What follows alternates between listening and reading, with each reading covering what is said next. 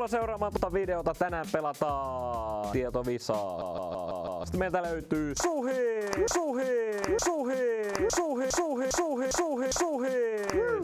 Söre ja Olli, Roni ja spesiaalivieras Kevin. Toimistopoikien vieras! Jotkut saattaa muistaa. Toimistopoika. Aikoinaan on ollut videoilla. Joo. Haluatteko heittää jotain hauskaa läpi? Et mun suku on Vaasasta. Sun ei tarvi asua Vaasassa. Ei, näin meni. Ei, mä kyllä kiinnostaa. Sähkö ei liity mitenkään Vaasaan. Tää. Eikö se tulee Vaasasta tänne se sähkö? Mut kuitenkin näin. Niin. Tänään meillä on jälleen 5 kategoriaa, mitä te pääsette ratkomaan. Yksi niistä. Löytyy sähkö, ruoka, löytyy mökkeily, yleistieto sekä urheilu. Malmilla oikeasti ainoastaan on muutama ihminen. Paljon Malmilla asuu ihmisiä. Tää on tärkeä osa tätä laskukaavaa. Okei, mä heitän 1,5 miljoonaa. Ainakin.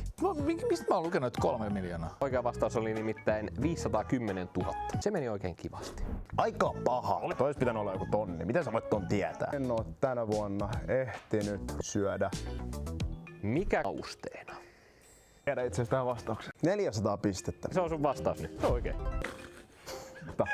Ja Ei vitsi oikeesti.